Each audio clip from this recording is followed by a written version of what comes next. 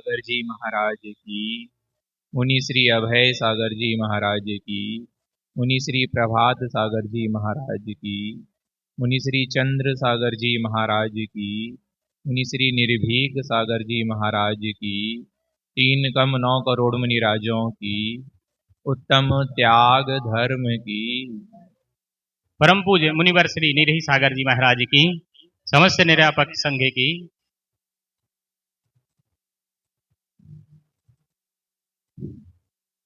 5 पाप और 4 कसाय 10 धर्मों में घटित होते हैं। क्रमशः 4 दिन के जो धर्म हैं उसमें 4 कसाय घट जाती हैं। क्षमा के माध्यम से क्रोध दूर हो जाता है और मार्दव के माध्यम से मान दूर हो जाता है, आर्जव के माध्यम से माया दूर हो जाती है और शौच धर्म के माध्यम से लोभ दूर हो जाता है। अब 5 पाप जो हैं, हिंसा, झूठ, चोरी, कुशील और परिग्रह, ये भी शेष 6 धर्मों के माध्यम से दूर हो जाती हैं। संयम धर्म का यदि पालन करते हैं तो हिंसा दूर हो जाती है। सत्य धर्म का पालन करते हैं तो झूठ दूर हो जाता है। और त्याग यदि करते हैं किस चीज का? चोरी का, तो चोरी दूर हो जाती है। और परिग्रह का यदि त्याग करते हैं, परिग्रह कम करते हैं, तो आकिंचन धर्म आ जाता है। और कुशील को हटाने के लिए ब्रह्मचर्य का पालन करते हैं, तो ऐसे आपके ये 5 पाप दूर हो जाते हैं। यहां पर उत्तम त्याग धर्म के लिए एक हाइकु लिखा है। खाली हाथ आया था, जाना भी है खाली हाथ ले। और एक छोटा सा चित्र भी बना है। आप लोगों को समझ में आ रहा होगा कि जो व्यक्ति भी आए हैं, जन्म हुआ है, तो खाली हाथ ही आए हैं, कोई अपने साथ कुछ लेकर के नहीं आया है। और जब मरण होगा तो खाली हाथ ही वापस जाना है, कोई भी कुछ लेकर के जाएगा नहीं। जब मुनि श्री योग सागर महाराज जी घर पर थे, व्रत आदि नहीं हुआ था, तब उन्होंने अपने आचार्य ऋषि की दीक्षा के बाद उनका परिवार पूरा चौका लेकर के आता था और चौका लेकर के वापस जाते थे। एक एक माह रुकते थे, फिर धीरे धीरे क्रमशः उनके माता पिता के व्रत लेने के भाव हुए और दीक्षा लेने के भाव हुए, तो वे आचार्य धर्म सागर महाराज जी के पास दीक्षित हो गए। उसके बाद बहनों के भी व्रत लेने के भाव हुए, दीक्षा लेने के भाव हुए।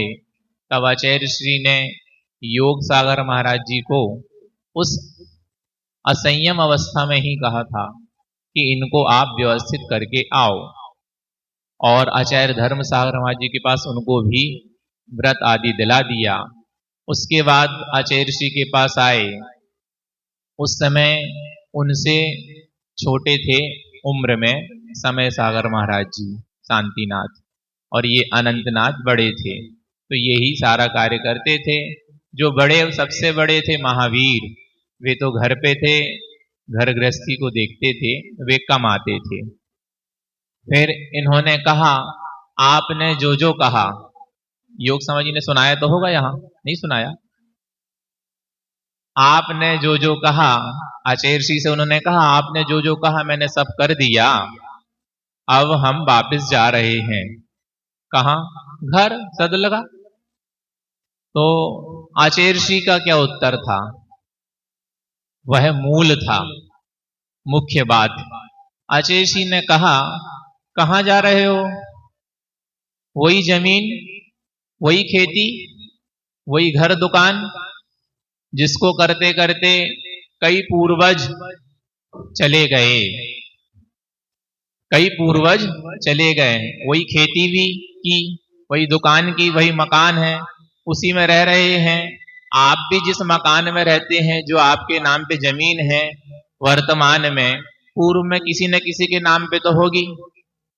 तो वही करते करते सब ऊपर जाते जा रहे हैं। कौन लेकर के गया उस जमीन को, उस मकान को? कोई लेकर के गया?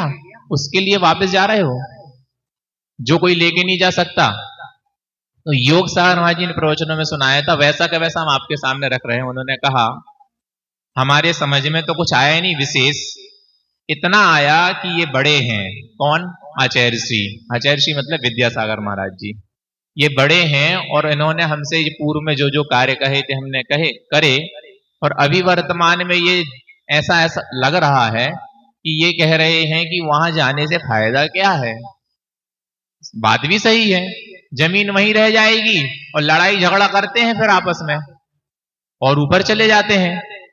किसी के पास कम मिलती, किसी के पास ज्यादा मिलती, जमीन तो वहीं रह जाती है। तो उन्होंने कहा कि मैं घर वापस नहीं जा रहा हूं। साथ में उनके कौन है? समय सागर महाराज जी, जो कुछ अभी समझ ही नहीं रहे हैं, वो तो बस बड़े के साथ चल रहे हैं। तो उन्होंने कहा वापस नहीं जा रहा हूं, आप जो कहेंगे वो करने तैयार हूं, और आप कहें तो आजीवन ब्रह्मचर्य व्रत भी लेने तैयार हूं। तो आचार्य जी ने उनको आशीर्वाद दे दिया और उनके संग में वह रुक गए हमेशा के लिए, और फिर दोबारा सद लगा कभी नहीं गए आज तक। जबकि योग सागर महाराज जी ने जिद की मुनि बनने के बाद, क्या जिद की? संघ में आ गए, संघ में आने के बाद कुछ माह बाद दीक्षा हो गई, शुल्लक दीक्षा सोनागिर में, या एक आध वर्ष बाद, और दीक्षा होने के बाद फिर एलक दीक्षा हो गई, एलक दीक्षा के बाद मुनि दीक्षा भी हो गई। योग सागर महाराज जी की, समय समाज जी की साथ साथ हुई, सबकी आगे पीछे क्रम रहा। बस जब वह जिद की मुनि अवस्था में कि हमें श्रवण बेलगोला के दर्शन करने जाना है, किससे? आचार्य श्री से। ज्यादा पुरानी बात नहीं है, 92 के आसपास की बात होनी चाहिए। तो आचार्य जी ने एकदम से हाँ भी नहीं कहा और ना भी नहीं कहा। तब उन्होंने जिद की और अनशन आदि किए। अनशन मतलब उपवास। तो फिर आचार्य जी ने उनको दे दिया आशीर्वाद। उन्होंने कहा अगर आप आशीर्वाद दोगे तो मैं आगे अनशन नहीं करता हूं। तो फिर आचार्य जी ने आशीर्वाद दे दिया और वह श्रवण बेलगोला चले गए।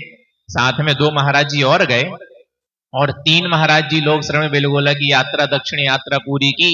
1 डेढ़ 2 वर्ष लगा, जितना भी लगा हो, हमें ज्यादा जानकारी नहीं। लेकिन उतने निकट में जाने के बाद भी वह सदलगा नहीं गए। और आप देखो, आप अपने घर को छोड़ नहीं पा रहे। क्यों नहीं छोड़ पा रहे? ऐसा कोई भी व्यक्ति नहीं जो यहां बैठा है और जो यहां नहीं भी बैठा। जो हम लोग ऊपर बैठे इनको छोड़ दो, नहीं तो हम भी आ जाए उस श्रेणी में। हम लोगों को छोड़ करके ऐसा कोई भी व्यक्ति यहां पे नहीं बैठा जो यहां से प्रवचनों के बाद अपने अपने बिलों में ना जाए।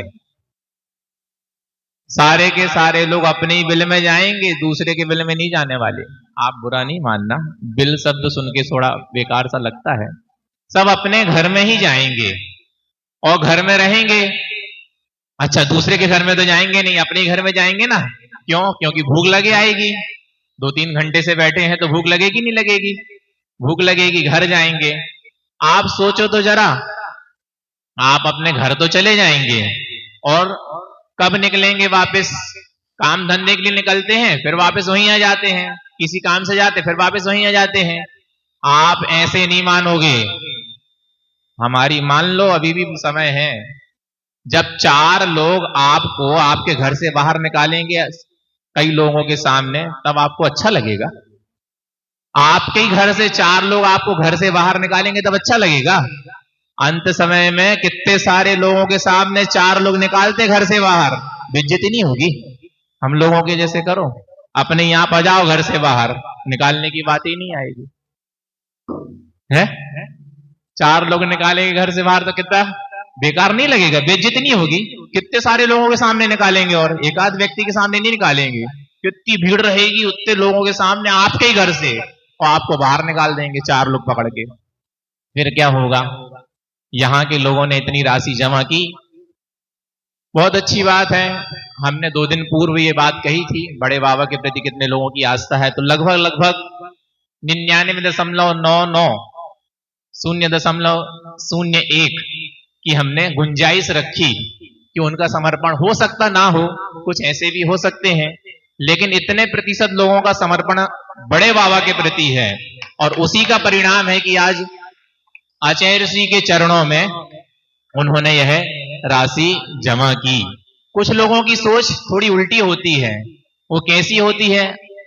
आप लोगों के मुख से सुनते हैं तो आपके सामने बात रख रहे हैं, हमारे पास कुछ नई बात नहीं आ जाती, आप लोगों की बात आपके पास पहुंचा देते हैं। कुछ लोगों की सोच ऐसी भी हो सकती है कि हम जब आहार के बाद वो स्वतंत्र जी परेशान करते हैं, बड़े महाराज जी के आहार के बाद परेशानी करते हैं, उनके हिसाब से तो यही लगे जो श्रावक से बोलते हैं कि कुछ आहार के उपलक्ष्य में बड़े बाबा के चरणों में दे दो, तो उनका क्या उत्तर रहता है? जो बहुत उदार मना होते हैं, आओ लिख लो जो लिखना है, या पहले से ही सोच करके आते हैं कि कुछ बड़ी राशि हमें देना है। लेकिन देखो, बुरा नहीं मानना, आपकी असलियत आपके सामने रख रहे, सच्चाई सुनने में आपको बुरा नहीं लगना चाहिए। कुछ लोग बोलते हैं अब हमें पुराने देने हैं, हमें नहीं दे, अब नहीं दे सका था। क्या कहना है?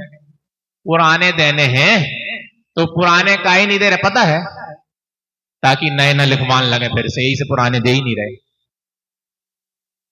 अब ये असलियत है कि नहीं है, ये आप समझो भैया। हमारे मन में जो आया सो हमने दे दिया। हमारे अंदर तो यही बात आई कि पुराने देने हैं, बोलत रहे पुराने देने हैं, पुराने देने हैं। अब तो आपकी आस्था बड़े बाबा के प्रति नहीं है, ये तो सिद्ध हो गया। जिसकी सामर्थ्य है और दे सकता है वह पुराने तो दे ही दे और नए भी दे दे। अगर बड़े बाबा के प्रति आस्था है, हाथ उठाने से, ऊंसे ऊंसे कहने से आस्था नहीं हो जाती। क्यों? क्योंकि खाली हाथ आए हो, खाली हाथ जाओगे, और ज्यादा छोड़ के जाओगे तो क्या होगा? भी लड़े आपके लड़का बच्चा आपस में, न लड़े? नहीं लड़ते? अच्छा बताओ, हमने तो बहुत सारी कहानियां देख ली, सच्ची कहानी देखी कई जगह। आरोन नगर की बात है, आरोन नगर में हम लोग का वर्ष योग हुआ 2020 में, और 2016 में वहां पे पंचकल्याणक हुआ था। 17 लग चुका था, 17 का मतलब प्रारंभ था जनवरी के आसपास। हम तो उस समय थे ही नहीं, महाराज जी लोग थे और भी संघ थे, समय सागर महाराज जी थे मुनि अवस्था में, जब वहां पर यह पंचकल्याणक हुआ। और उन्होंने कहा कि आचार्य श्री जहां बोलेंगे उनके चरणों में समर्पित है राशि, जहां बोलेंगे जिन क्षेत्रों में, वहां हम लोग देने तैयार हैं। और उनने अपना काम किया भी और वह राशि दी भी। लेकिन थोड़ी बहुत राशि रह ही जाती है, तो 138 कलश की राशि शेष उनके पास रही और लोगों को देना था। बड़े बड़े लोगों के पास भी राशि थी, देने के भाव भी हो गए थे, लेकिन कुछ बातें ऐसी हो गई कि लोग अपने पास रखे रहे और दे नहीं रहे थे। हम लोगों का संघ जब 2020 में वहां पहुंचा तो एक ब्रह्मचारी जी थे, उन्होंने कहा कि ये राशि आप दे दो, क्यों निर्माल्य का दोष लगा रहे हो? बोले हम तो देने तैयार हैं, लेकिन ये जो मुख्य लोग हैं ये बोलते कि हमें देना नहीं है, और देना ना पड़े यहीं पे कहीं उपयोग कर लेंगे, ऐसे करके उनके भाव पलट गए। तो फिर समझाया, हम लोग ने भी समझाया कि आचार्य श्री के चरणों में रख दो और अपनी बात रख दो, आचार्य श्री जहां जैसा बोलेंगे वैसा करेंगे। तो बड़े बड़े जो लोग थे उनको जो बड़ी राशि देनी थी उनकी एकत्रित की गई, और एकत्रित करने के बाद वह लगभग नगद 101 कलश और 27 श्रीफल, इतनी राशि उनके पास एकत्रित नगद हो गई 2 दिन के अंदर।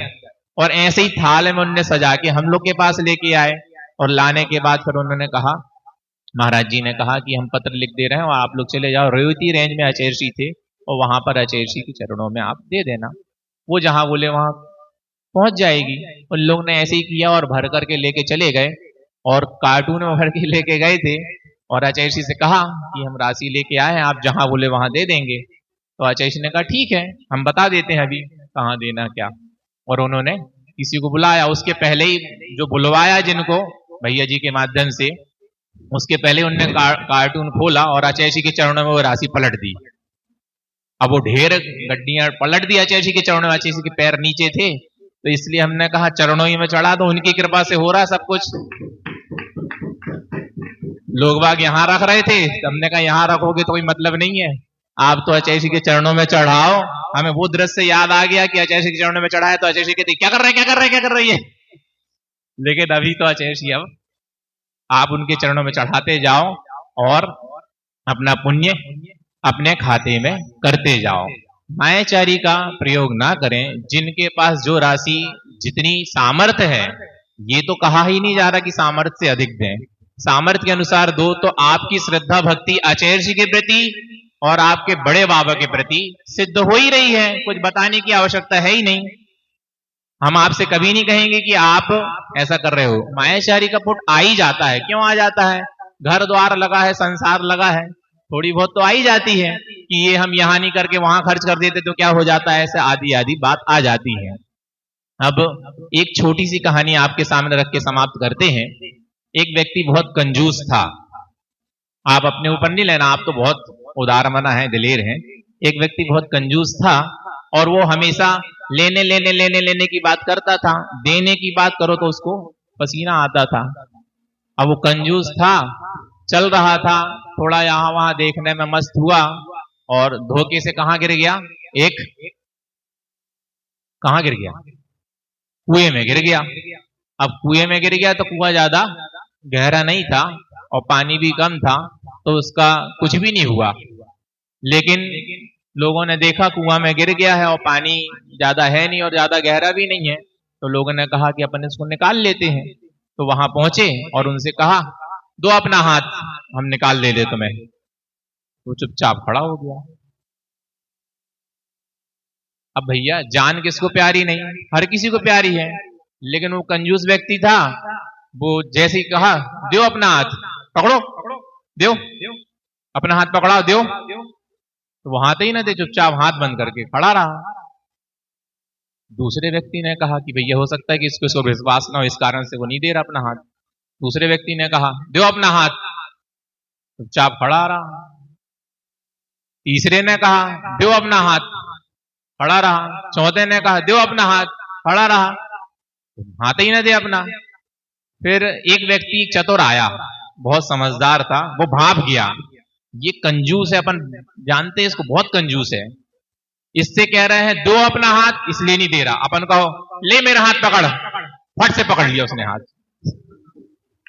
जैसे उससे कहा ले मेरा हाथ पकड़, तो उसने पकड़ लिया। जैसे कह रहे थे दो, तो दे ही नहीं रहा था। उसके अंदर भावना क्या थी, देना है ही नहीं, इसलिए चुपचाप खड़ा रहा। ऐसी भावना तो नहीं किसी के अंदर। हाँ तो बहुत अच्छी बात है, इतना ही पर्याप्त। अहिंसा परमो धर्म की जय।